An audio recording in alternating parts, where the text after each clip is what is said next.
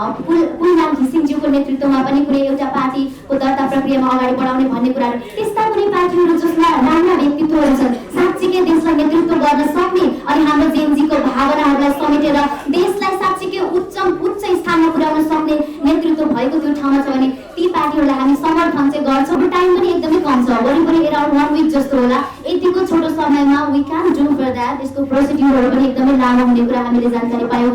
देशको अहिलेको अवस्थालाई हेरिरहँदाखेरि हाम्रा जति पनि जेनजीको एउटा मागहरू थिए, ती मागलाई उचित सम्बोधन गर्नुभन्दा पनि अहिलेको हाम्रो अन्तरिम सरकारको ध्येय, उहाँको ध्यान भनेको चुनावी प्रक्रियालाई अगाडि बढाउनुमै बेसी प्राथमिकता, बेसी जोड देखिन्छ। त्यो देखिँदै गर्दाखेरि हाम्रो देश, हाम्रो राज्य नै चुनावी माहौलमा होमिँदै गइरहेको हामी पाइरहेका छौँ। त्यो अवस्थालाई निहालिरहँदाखेरि चाहिँ हामीले त्यस्तो कुनै एउटा जेनजीको भावनालाई समेटेर अगाडि बढ्दै गरेको नयाँ कुनै दलहरू छन् भने, जस्तै हामीले सामाजिक सञ्जालमा देखिरहेका छौँ, हाम्रो माननीय पुलनाम घिसिङज्यूको नेतृत्वमा पनि कुनै एउटा पार्टीको दर्ता प्रक्रियामा अगाडि बढाउने भन्ने कुराहरू, त्यस्ता कुनै पार्टीहरू जसमा राम्रा व्यक्तित्वहरू छन्, साँच्चीकै देशलाई नेतृत्व गर्न सक्ने अनि हाम्रो जेनजीको भावनाहरूलाई समेटेर देशलाई साँच्चीकै उच्च स्थानमा पुर्याउन सक्ने नेतृत्व भएको त्यो ठाउँमा छ भने ती पार्टीहरूलाई हामी समर्थन चाहिँ गर्छौँ भनेर भन्न खोजेको हो।